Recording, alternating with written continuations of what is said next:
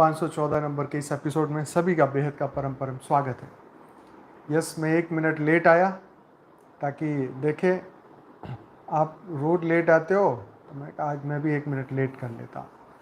और कोई बात नहीं, ज़्यादा देरी नहीं करनी चाहिए, समय से पहुंचना चाहिए। तो बताइए कैसे हैं सब बेहद की आत्माएं, श्रेष्ठ आत्माएं, जागृत आत्माएं। आशा रखता हूं सब बढ़िया होंगे, मस्त होंगे, व्यस्त होंगे। और बेहद के दादाजी के इस यूट्यूब चैनल पे आप सभी का स्वागत है एपिसोड नंबर 514 में। तो आज हम जो बात करने वाले हैं, आज मेरे पास बहुत ही इंस्पिरेशनल 2 स्टोरीज़ हैं। तो आज हम इसी पे चर्चा करेंगे। बहुत ही बढ़िया है, ध्यान से सुनना। जो लोग बीच में से आएंगे उनको भी कहूँगा पूरी देखेंगे। तो ये स्टोरी जो है ये शुरू करते हैं आज की बेहद की हमारी स्टोरी। तो एक राजा था, उसके पास एक हाथी था। लोकल स्टोरी लग रही है, इंटरेस्टिंग है, मज़ा आएगा। चलो, इसमें बीच बीच में अपने ज्ञान की बात भी होगी। एक राजा था, उसके पास एक हाथी था। राजा उस हाथी से बहुत प्रेम करता था। वह हाथी समस्त प्रजा का भी प्रिय था। उसकी प्रियता का कारण था कि उसमें अनेक गुण निहित थे। वह बुद्धिमान एवं स्वामी भक्त था। अपने जीवन में अनेक पराक्रमों से उसने बहुत नाम और यश कमाया था। भयंकर युद्ध में अपनी वीरता दिखाकर उसने राजा को विजयी बनाया था। अब वह हाथी धीरे धीरे बूढ़ा हो रहा था। उसका सारा शरीर शिथिल हो गया, जिससे वह युद्ध में जाने लायक नहीं रहा। वह निराश और हताश हो गया था। एक दिन वह तालाब पर पानी पीने गया। तालाब में पानी कम होने से हाथी तालाब के मध्य में पहुंच गया। पानी के साथ तालाब में कीचड़ भी बहुत था। हाथी उस कीचड़ के दलदल में फंस गया। यह अपने शिथिल शरीर को कीचड़ से निकालने में असमर्थ था। वह बहुत घबराया और जोर जोर से चिल्लाने लगा। उसकी चिल्लाहट सुनकर सारे महावत उसकी ओर दौड़ पड़े। उसकी दयनीय स्थिति को देखकर वे सोच में पड़े कि इतने विशालकाय हाथी को कैसे कीचड़ से बाहर निकाला जाए। आखिर उन्होंने बड़े बड़े भाले फेंके, जिसकी चुभन से वह अपनी शक्ति को इकट्ठा करके बाहर निकल आए। परंतु उन भालों ने उसके शरीर को और भी पीड़ा पहुंचाई, जिससे उसकी आंखों से आंसू बहने लगे। देखो, यहाँ हाथी की बात हो रही, फंस गया कीचड़ में। अब बाहर निकालने के लिए महावतों ने उसको और भाले मारे ताकि वो और हिम्मत करे और बाहर निकल आए, लेकिन उससे उसका दर्द और बढ़ गया। यह समाचार जब राजमहल में राजा को पता चला तो वे शीघ्र ही वहां पहुंचे। अपने प्रिय हाथी को ऐसी हालत में देखकर राजा की आंखों से आंसू बह निकल गए। कुछ सोचकर राजा ने कहा, बूढ़े महावत को बुलाया जाए। बूढ़े महावत ने आकर राजा को सलाह दी। हाथी को बाहर निकालने का एक ही तरीका है। बैंड लाओ, युद्ध का नगाड़ा बजाओ, सैनिकों की कतार उसके सामने खड़ी कर दो। राजा ने तत्क्षण जल्दी से जल्दी आदेश दिया। युद्ध का नगाड़ा बजाया और सैनिकों को अस्त्र शस्त्र के साथ सुसज्जित किया जाए। कुछ घंटों में सारी तैयारी हो गई। जैसे ही नगाड़ा बजा और सैनिकों की लंबी कतार देखी, हाथी के शरीर में अचानक ही हलचल होने लगी और वह एक ही छलांग में बाहर आ गया। नगाड़े की आवाज़ ने उसके सुप्त मनोबल को जगा दिया। ये बहुत बड़ी बात है, फिर से बोलूँगा, नगाड़े की आवाज़ ने उसके सुप्त मनोबल को जगा दिया। युद्ध के बाजे बजे और वह ठहरा रह जाए, ऐसा कभी नहीं हुआ था। युद्ध के बाजे बजे और वो ठहरा रह जाए, ऐसा कभी नहीं हुआ। रणभेरी की आवाज़ ने उसे भुला दिया कि वह बूढ़ा है, कमज़ोर है और कीचड़ में फंसा हुआ है। जीवन में मनोबल ही श्रेष्ठ है। जिसका मनोबल जागृत हो गया, उसको दुनिया की कोई भी शक्ति रोक नहीं सकती। जो मन से कमज़ोर है वह किसी भी क्षेत्र में सफल नहीं हो सकता। इसीलिए हमें कभी भी अपने मनोबल को कमज़ोर पड़ने नहीं देना चाहिए। जीवन के किसी भी क्षेत्र में कितना भी संघर्ष कर रहे हो या किसी भी कठिन परिस्थिति में गिर गए, अपने आत्मविश्वास और मनोबल को कमज़ोर नहीं होने देना चाहिए। तो ये थी हाथी की कहानी। और ये हर मनुष्य के जीवन में कहीं ना कहीं ये प्रैक्टिकल भी है कि जब मनुष्य कोई ऐसी स्थिति में फंस जाए जैसे यहाँ ये कीचड़ में फंसा था, जहाँ से वो नहीं निकल पा रहा था, हिल नहीं पा रहा था, ऐसे ही मनुष्य कभी अपने अपने कर्म बंधन में कोई ऐसी सिचुएशन में फंस जाए तो उसे संयम रखना चाहिए, उसे हिम्मत बनाए रखना चाहिए, उसको बल्कि हिम्मत बढ़ानी चाहिए। आत्मविश्वास कैसे बढ़ेगा? आपको ये सोचना है कि ये समय भी निकल जाएगा, बुरा से बुरा वक्त भी निकल जाएगा। ठीक है, जीवन में सुख दुख आते रहते हैं, अच्छा बुरा समय आता रहता है, लेकिन बुरे समय में जो अपने मन को स्थिर रखे, जो अपने आप को बुराई की ओर ना ले जाए, जो अपने मन को स्थिर रखे, तो वही स्थिर प्रज्ञा है। जीवन में बीमारी हो, कोई भी दुख हो, मन की स्थिति कमजोर हो, लेकिन विश्वास, दृढ़ विश्वास और दृढ़ संकल्प, यस। तो इस वक्त एक आर्टिफिशियल एक ऐसी सिचुएशन खड़ी करी उन्होंने जिसमें युद्ध की स्थिति दिखाई उसे, और ढोल नगारे बाजे बजाएं ताकि युद्ध, उसको ऐसा लगे कि भाई युद्ध हो रहा है, अब मुझे कुछ करना पड़ेगा। तो ऐसे ही जब जीवन में ऐसे अंधेरा छाने लगे और जब कोई रास्ता दिखाई ना दे, तो अपनी आत्मा की जो स्थिति है उसमें स्थिर रहो और उस समय को पास होने का इंतज़ार करो। सबसे अच्छी बात है, आत्मस्वरूप की स्थिति में स्थिर रहो। और यस, एक बल एक भरोसा, परमात्मा का भरोसा, उन्होंने हमें धरती पे भेजा है विश्व कल्याण के लिए। तो हमें अपनी स्थिति बनाए रखनी है, अपने मन को कंट्रोल में रखना है, अपने विवेक को जगाए रखना है, परमात्मा पे 100% विश्वास से ही आगे बढ़ना है। तो ये बहुत इम्पोर्टेंट बात है कि एक हाथी को उसको युद्ध की स्थिति दिखा के मोटिवेट किया गया और फिर वो अपनी हिम्मत से वो बाहर आया। तो ये एक सिचुएशन सबको समझा रहे हैं कि हमें अपने आप को मोटिवेट करना बहुत ज़रूरी है, क्योंकि हम अपने आप को मोटिवेट करेंगे तो ही हम कोई भी स्थिति से बाहर निकल पाएंगे। अगर हम अपने आप को मोटिवेट नहीं करेंगे तो आप जहाँ पे हो वहीं फंसे रह जाओगे। सिंपल सी बात है क्या, कि मुझे इसी जन्म में, इसी जन्म में, आखिरी समय में, अपने मृत्यु से पहले पहले या परिवर्तन से पहले पहले अपने श्रेष्ठ कर्म पूरे करने हैं। और यही समय है श्रेष्ठ कर्म करने का। समय आता नहीं, समय लाना पड़ता है, समय हमारी सोच से आता है। आज एक जगह पे लाइन पढ़ी या सुनी मैंने कि शक्तियों की कमी नहीं है, संकल्प की कमी है। तो ये बहुत मुझे बात अंदर उतर गई कि शक्तियों की कमी किसी में भी नहीं है, ना ये हाथी में थी ना हमारे अंदर थी, पर वो संकल्प पैदा करना, वो एनर्जी पैदा करना, उस राह को सत्य मान के विश्वास करके उस पर चलना, उसी की कमी है। आज मनुष्य भटक क्यों जाता है, छोटी छोटी बातों में सुसाइड क्यों कर लेते हैं, अपने दुखों को मतलब इतना भारी समझ लेते हैं, क्यों? क्योंकि उसके पास वो हिम्मत नहीं है। हिम्मत खो देता है, तो हिम्मत जगानी होगी। एक था ना वीडियो के आशा सबको दिखाओ, ऐसी आशा जो जीवन बदल दे, ऐसे शब्द जो जीवन बदल दे। तो आगे एक और स्टोरी जो असली धन के ऊपर है, वो अभी पढ़ते हैं, उससे भी आपको काफ़ी नॉलेज मिलने वाला है। जो लोग लेट आए हैं, ये पहली स्टोरी पूरी सुने और उसके बाद में अभी हम दूसरी शुरू कर रहे हैं। यस, मैसेज पढ़ा, एक संत गिरी ने आत्महत्या कर ली, पर भाई वो उसके पीछे भी कुछ पॉलिटिक्स या वो उनके मठ वट का कुछ है लफड़ा। पर खैर हम इस बात पे नहीं पढ़ते, हम आगे बढ़ते हैं। सच क्या है वो समय बताएगा जब जांच आगे बढ़ेगी। तो अब हम चल रहे हैं असली धन की ओर। तो रियल में असली धन क्या है, अब उसकी ओर आगे बढ़ते हैं। एक संत एक वृक्ष के नीचे ध्यान करते थे। वो रोज एक लकड़हारे को लकड़ी काटकर ले जाते देखते थे।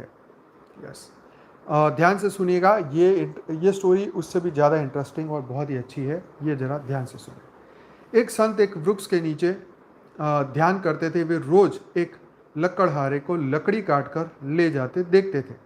एक दिन उन्होंने लकड़हारे से कहा कि सुन भाई, दिन भर तू लकड़ी काटता है, 2 झूठ रोटी भी नहीं जूट पाती, तू जरा आगे क्यों नहीं जाता?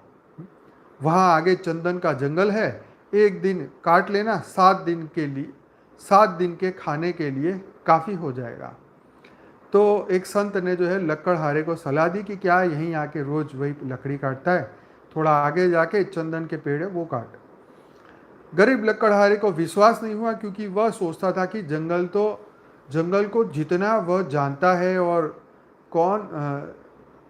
जितना वह जानता है और कौन जानता है, जंगल में लकड़ियाँ काटते काटते ही तो जिंदगी बीती।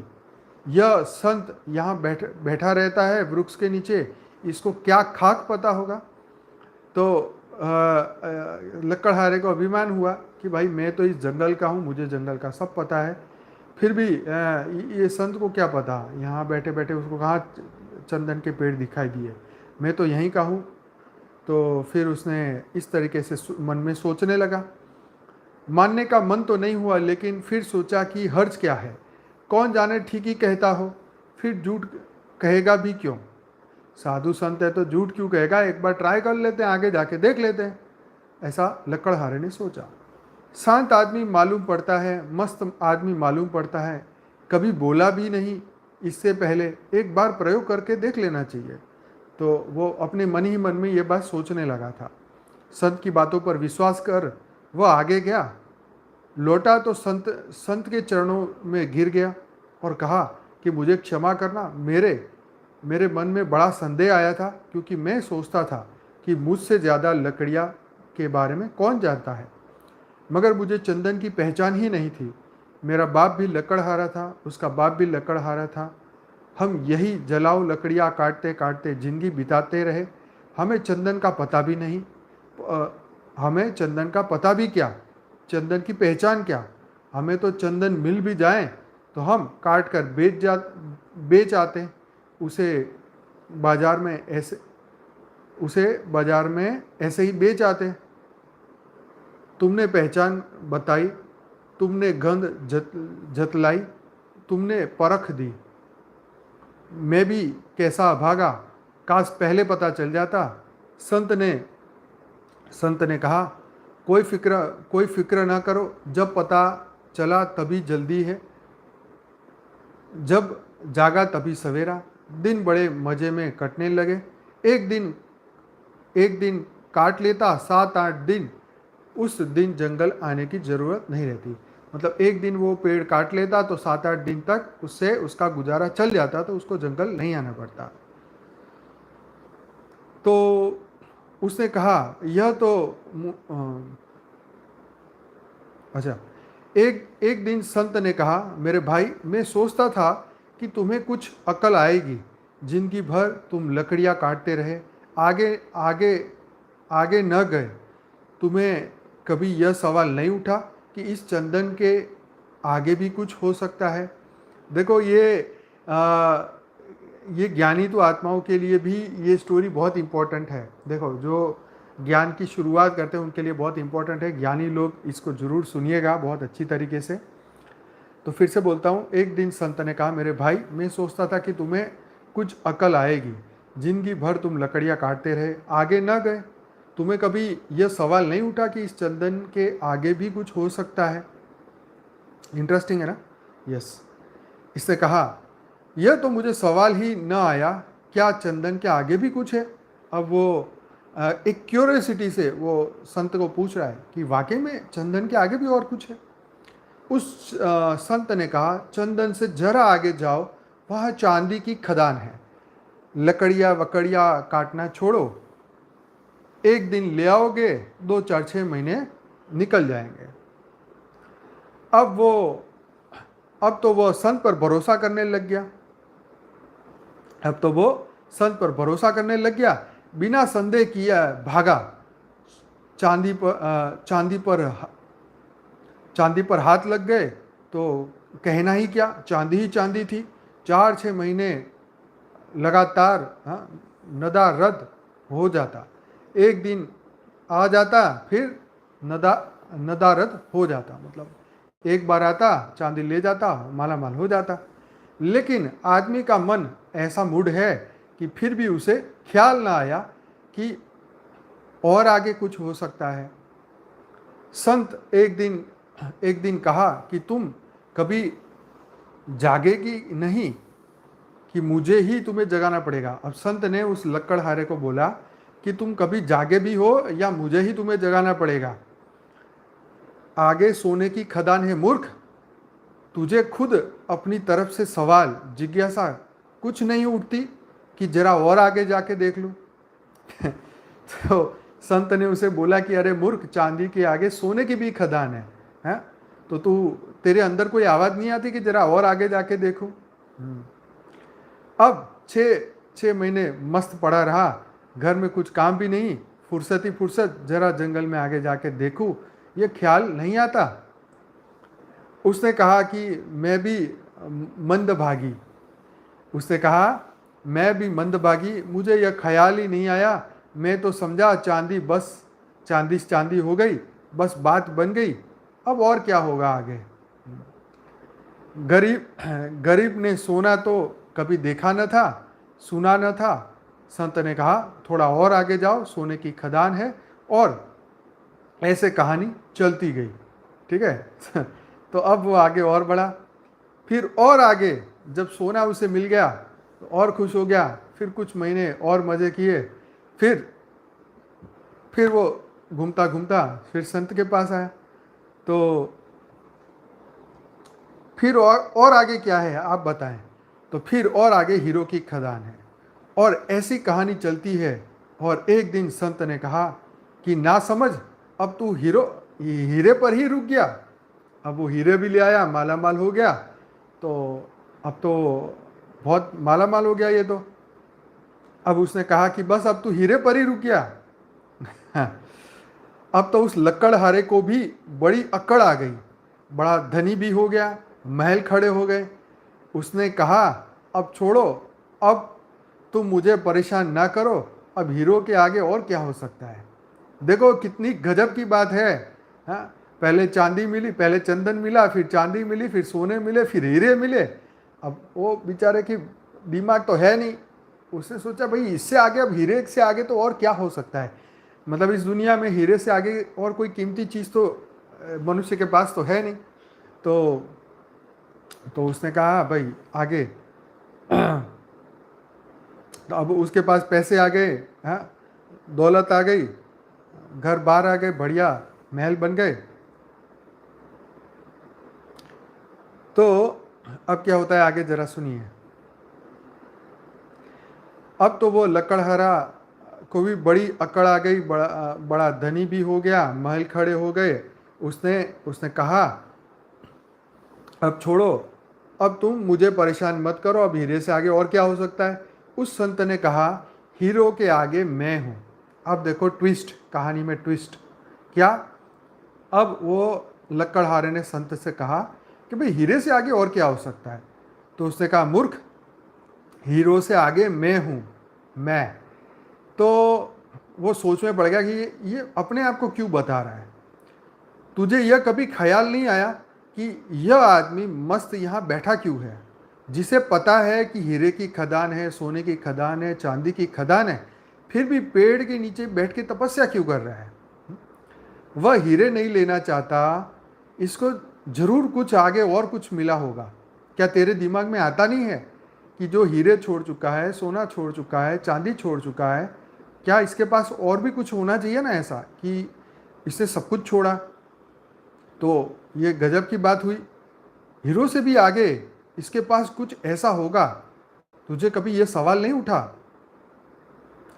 वह आदमी रोने लगा, संत के चरणों में सिर पटकने लगा, कहा कि मैं कैसा मूड हूँ, मुझे यह सवाल ही नहीं आता। हाँ? मैं कितना पागल हूँ कि मेरे दिमाग में ये सवाल ही नहीं आता कि इससे आगे और भी कुछ हो सकता है। और जो खजाने का जो पता बताता है, तो इसका मतलब कि खजाने का पता बता रहा है, इसका मतलब वो खजाने को ऑलरेडी वो जानता है, खजाना उसके पास रह चुका है, वो खजाने की हवा वो ले चुका है। हाँ? तो फिर भी वो ऐसे पेड़ के नीचे बैठा है, योग कर रहा है। तो साधु ने उसको कहा कि तेरे दिमाग में कुछ ऐसा आता नहीं है, तुम जब बताते हो तब मुझे याद आता है। तो लकड़हारा बोलता है जब तुम बताते हो मुझे तब पता चलता है। यह ख्याल तो मेरे जन्मों जन्मों में नहीं आ सकता था। क्या? यह ख्याल तो मेरे जन्मों जन्मों में नहीं आ सकता था। लकड़हारा कहता है कि यह ख्याल तो मेरे जन्मों जन्मों में मुझे कभी आ ही नहीं सकता। आपने मुझे बताया तो मुझे समझ में आया कि तुम्हारे पास से भी बड़ा कोई धन है, कि तुम्हारे पास हीरो से भी बड़ा कोई धन है क्या। अब वो लकड़हारा साधु संत को बोल रहा है कि जब आपने कहा तब मुझे बात समझ में आई कि आपके पास तो उससे भी बड़ा कोई खजाना है। संत ने कहा उसी धन का नाम ध्यान है। क्या? उसी धन का नाम ध्यान है। अब खूब तेरे पास धन है, अब धन की कोई कमी नहीं है। अब जरा अपने भीतर की खदान खोद जो सबसे आगे है। तो सबसे बड़ी खदान कौन सी? सबसे बड़ी गहरी खदान जो हीरे से ज़्यादा महत्वपूर्ण, जो हीरे से हीरे से भी आगे है, हाँ? जो सभी खदानों की खदान है, ऐसी खदान कौन सी? ये मनुष्य को सोचना चाहिए। हाँ? ये सोचना चाहिए कि क्यों बड़े बड़े साधु संत महात्मा ये घर बार फैमिली मोह माया, हाँ? ये पैसे ये सोना चांदी ये सब कुछ छोड़ के परमात्मा की ध्यान में क्यों लग जाते हैं, और वो बार बार लोगों को जागृत क्यों करते हैं। आज एक साधु संत ने एक लकड़हारे को जागृत किया। उसको पहले ही बोल देते कि भाई मेरे पास तो हीरे से भी बहुत बड़ी माया, इससे भी बड़ी माया नहीं, मेरे पास तो महामाया है, मेरे पास तो बहुत बड़ा खजाना है, तो वो मानता नहीं मानता। तो क्यों? क्योंकि उसको एहसास नहीं हुआ, उसको पता ही नहीं कि वैल्यू क्या है। क्योंकि वो लकड़ी काट के खुश था तो उसको चांदी का पता नहीं था। जब चांदी मिली तो उसको अब चांदी का पता चला। फिर उससे आगे सोने की बात पता चली कि सोना भी होता है। तो सोना, जब सोने का वैल्यू पता चला तो भाई पता चला चांदी की तो कोई वैल्यू नहीं, चंदन की भी कोई वैल्यू नहीं, और लकड़ी तो फ्री में मिल रही है, देखो हर जगह पड़ी हुई है। तो देखा जाए तो चांदी की खदानें बहुत कम, सोने की खदानें बहुत कम, हीरे की खदानें, मतलब पूरी पृथ्वी पे देखा जाए तो हीरो की खदान कितनी होगी मुझे तो पता नहीं, पर आई थिंक बहुत कम होगी, 5-10 होगी, इससे ज़्यादा नहीं। सोने की खदान कितनी कम है, बहुत कम। चांदी की खदान कितनी है, चंदन के पेड़ कितने हैं, अब तो वो भी बहुत कम हो गए, और लकड़ियाँ चारों ओर हैं। तो जो सबसे ज़्यादा कम है उसकी वैल्यू ज़्यादा है, जो जिसके पास नहीं है उसकी वैल्यू ज़्यादा है। तो मनुष्य भी ऐसा ही है। ये हीरा तुल्य जन्म कहा है ना, हीरा तुल्य, उससे भी बहुमूल्य ये जन्म है, इससे भी बहुत मूल्य ये समय है। मतलब इस वक्त समय की तो तुम कीमत जान सको तो समय की तुम कीमत पहले लगा ही नहीं सकते। बाकी समय सबसे ज़्यादा महंगा, आज की दुनिया में सबसे ज़्यादा महंगी चीज़ जो है वो है समय। चाहे आप कोई बड़े से बड़े वकील का नंबर टाइम लेना हो तो कंसल्टिंग के भाई 1 लाख रुपए होंगे, 10 लाख रुपए होंगे, हैं। सुप्रीम कोर्ट के वकील को मिलना है तो भाई 1 लाख रुपए कंसल्टिंग होगी। बड़े बड़े डॉक्टर को मिलना है तो भाई मिलने की 10,000 फीस होगी। क्यों? क्योंकि उनका एक एक मिनट बहुत कीमती है। वो एक एक मिनट, एक स्टोरी थी ना, ये कोई पेंटर की थी। तो वो पेंटर है, वो ऐसे ही मार्केट में जाके बैठा था। तो वो बैठे बैठे एक कागज़ पे उसने एक फ़ोटो देखी और कागज़ पे वो बनाने लगा। कागज़ बनते ही एक बंदा उसके पास बैठा था, उससे बोला आप क्या बना रहे हो? तो पता नहीं वो हुसैन की कहानी थी या कौन थी जो पेंटर था। तो उसने कहा भाई ये कागज़, ये आप फ़ोटो चाहते हो तो आप रख लो। तो अच्छा इसकी मैं क्या कीमत दूँ? तो बोले कीमत अगर तुम देने की बात करो तो इसकी कीमत तो करोड़ों रुपए में है। तो बोले ले, तुमने 2 मिनट में बना दिया ये फ़ोटो, मैं तुम्हें करोड़ों रुपए दूंगे इसका। तो बोले हाँ, ये मेरा जो नाम है, ये नाम तू जाके पता कर ले, सर्च कर ले मेरी पेंटिंग्स कितने रुपए में बिकती है। तो उसने कहा कि इस पेंटिंग को सीखने बनाने में जो मेरा पूरे जीवन का जो मूल्य लगा है उसकी ये सिर्फ ये कीमत है। ऐसे ही समय की जो जो कीमत है वो कीमत वो आपको सही समय पे ही पता चलेगी कि वो समय की क्या कीमत थी। हम कॉलेज में पढ़ते हैं, हम नौकरी करते हैं, हम जो भी हम कर रहे हैं वो एक रूटीन कर्म है, तो वो दाल रोटी के लिए हम कर रहे हैं। लेकिन उसको टू मच में नहीं जाना चाहिए, टू मच में नहीं पढ़ना चाहिए। उसका फिक्स होना चाहिए कि भाई बापूजी ने कहा ना कि 8 घंटे ज्ञान योग, 8 घंटे जॉब ड्यूटी और 8 घंटे आराम। ठीक, तो ये जॉब और ड्यूटी जो नौकरी है आपकी 8 घंटे से ज़्यादा दिमाग में नहीं होनी चाहिए। ऐसा नहीं कि 8 घंटे आप करके आए फिर घर आके और कमाने के चक्कर में आप फिर और पढ़ो, फिर और उसके पीछे और लग जाओ। तो आपके जीवन का जो कीमती जो समय है वो हर पल जा रहा है, ख़त्म हो रहा है। जो हीरे से आगे जो बात थी, उन्होंने जो ध्यान बोला, क्योंकि जो अपने जीवन के मूल्य को समझ जाता है वो इसी जन्म में उसको पूरा करने की कोशिश कर लेता है। क्योंकि श्रेष्ठ आत्माएं तो बार बार धरती पे नहीं आती, वो आएगी भी क्यों? वो तो महाज्ञानी है, परम महाज्ञानी है, जिसको इस जीवन में कोई लालच नहीं है, जिसने इस जीवन में सुखों को पहले ही त्याग किया है, जो सोना चांदी हीरे सब माने को छोड़ के बैठे हैं।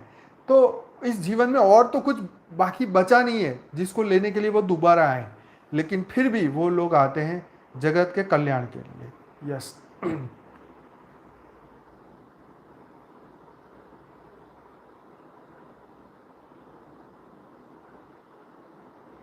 यस, एक और अच्छी बहुत महत्वपूर्ण एक बढ़िया बात बताऊंगा कि एक बार एक सिंगर था, एक सिंगर ने एक वीडियो बना के यूट्यूब में उसने अपलोड कर दिया।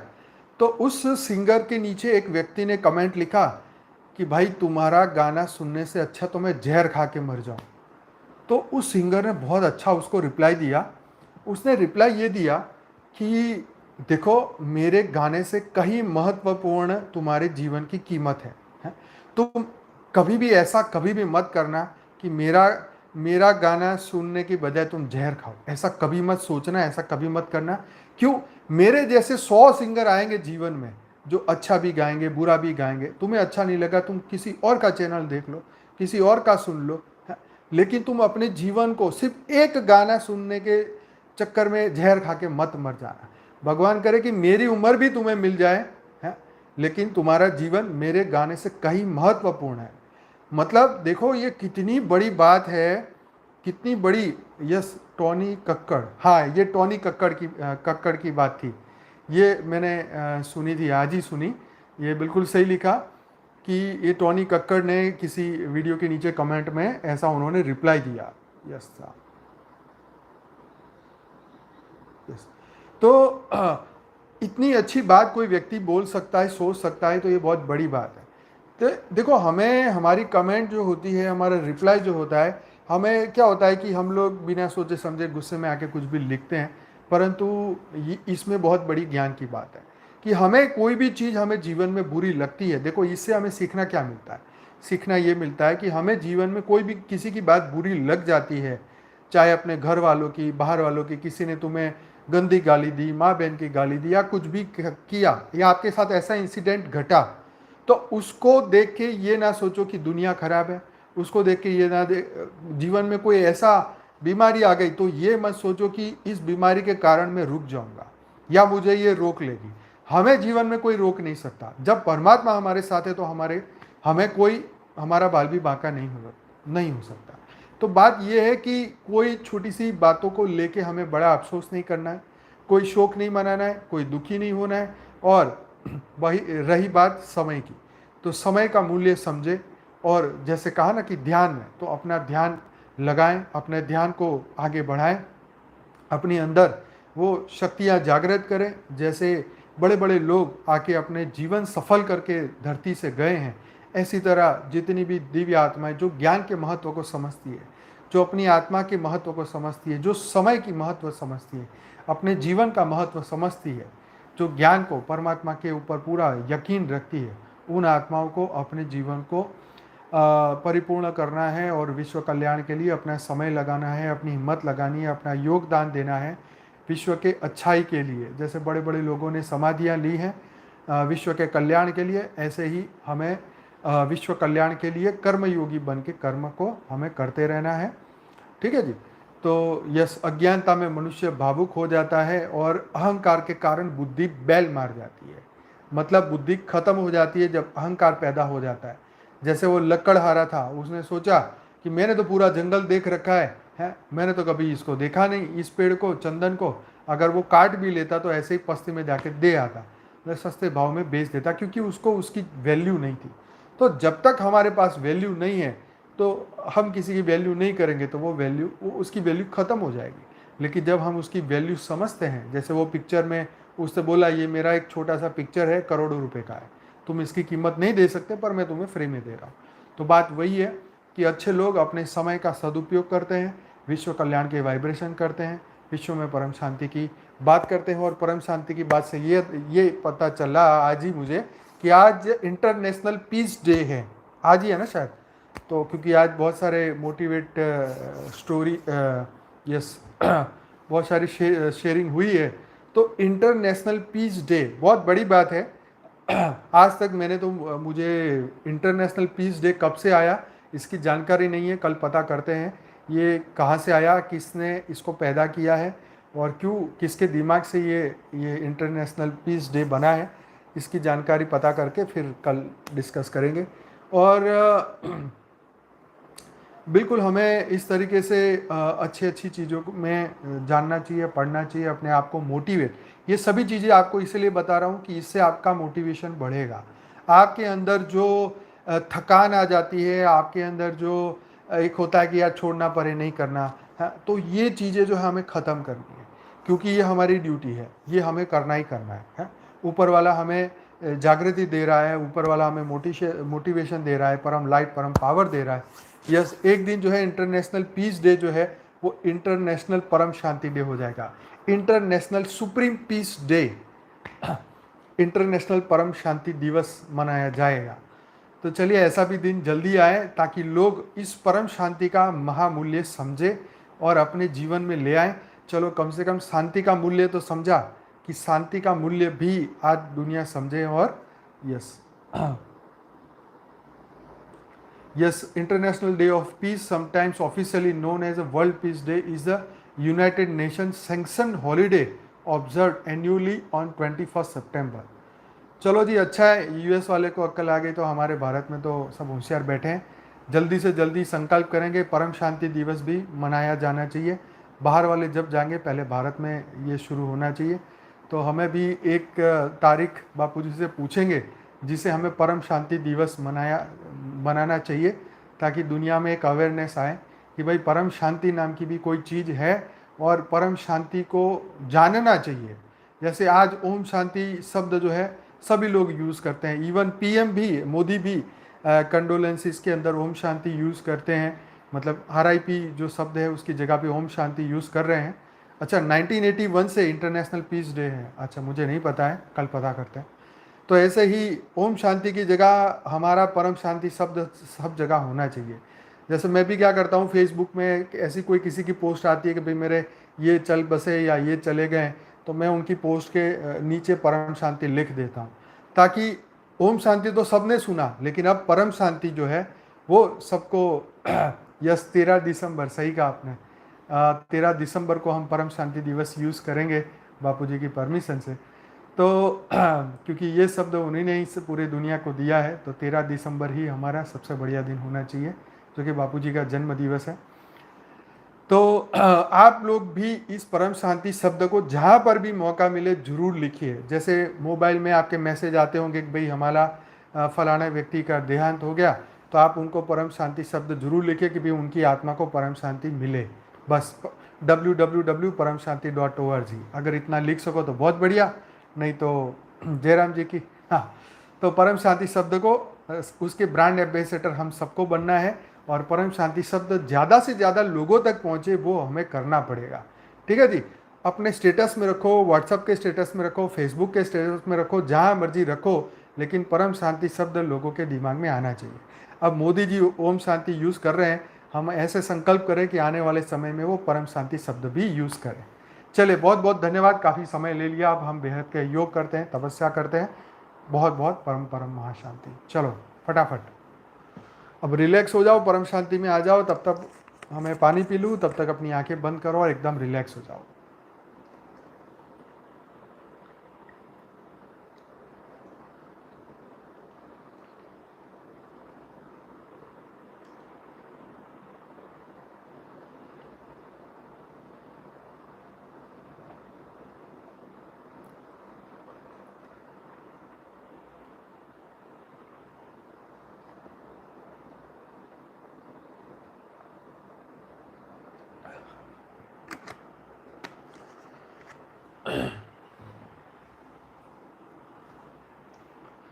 सभी बेहद की आत्माएं अपनी अपनी आंखें बंद करें, एकदम रिलैक्स हो जाएं, परम परम शांति की स्थिति में आ जाएं। मन को कंप्लीटली परम परम शांति में ले आएं,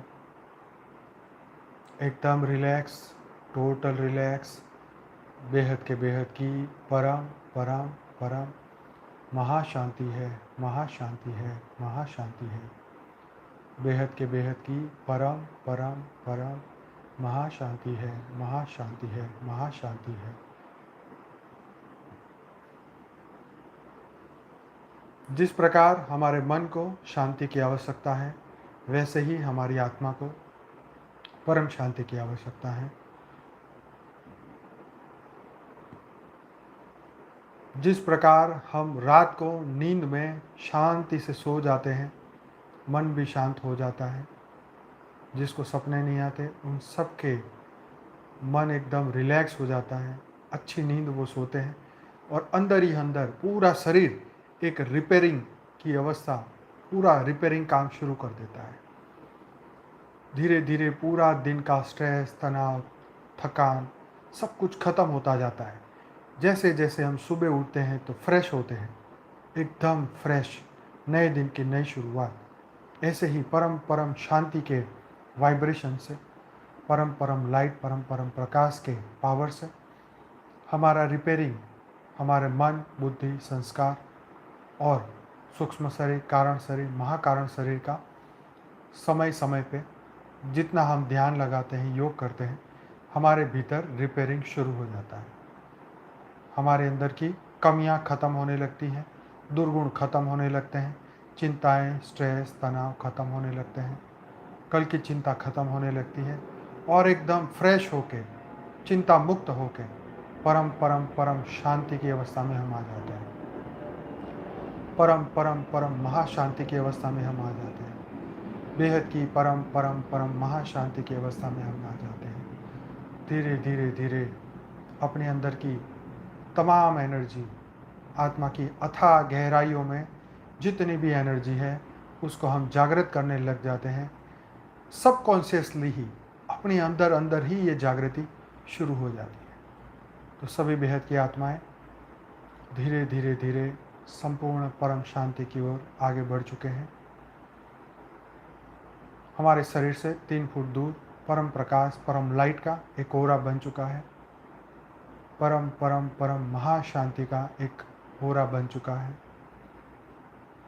आत्मा के अथाह गहराइयों से परम लाइट, परम प्रकाश, परम महाशांति के वाइब्रेशन पूरे वायुमंडल में आ रहे हैं, पूरे ओरा में आ रहे हैं।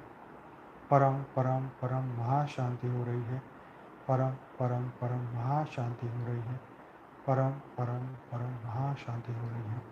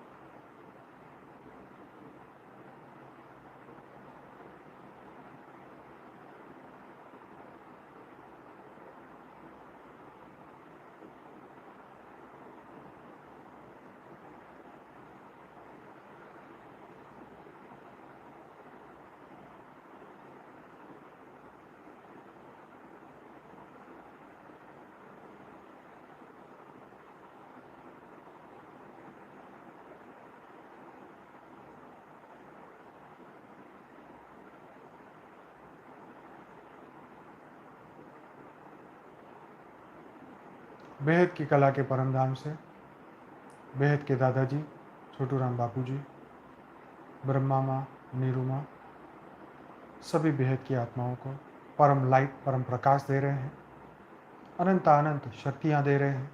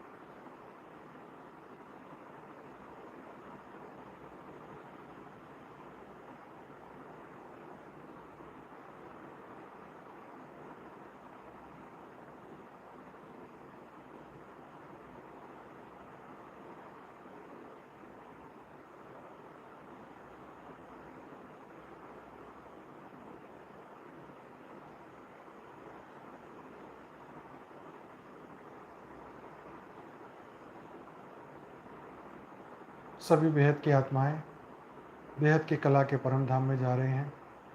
पृथ्वी लोक से ऊपर, ब्रह्मांड से ऊपर, महाब्रह्मांड से ऊपर, परम महाब्रह्मांड से ऊपर, बेहद की कला के परम परम धाम में हम सब बेहद की आत्माएं पहुंच चुके हैं। बेहद के दादाजी, छोटू राम बापू जी, ब्रह्मा माँ, नीरू माँ, सबको परम प्रकाश, परम लाइट दे रहे हैं, अनंत अनंत शक्तियाँ दे रहे हैं, परम परम महाशांति के वाइब्रेशन दे रहे हैं। और ये सभी शक्तियों को हम धरती लोक पे उतार रहे हैं, पूरी पृथ्वी पे उतार रहे हैं, पूरे 5 तत्वों के शरीर में उतार रहे हैं, आत्मा स्वरूप में सीधे अपनी आत्मा में उतार रहे हैं, पूरे घर को लाइट हाउस बना रहे हैं, पूरी पृथ्वी को लाइट हाउस बना रहे हैं, चारों ओर परम प्रकाश फैला रहे हैं, परम लाइट फैला रहे हैं, परम महाशांति के वाइब्रेशन फैला रहे हैं।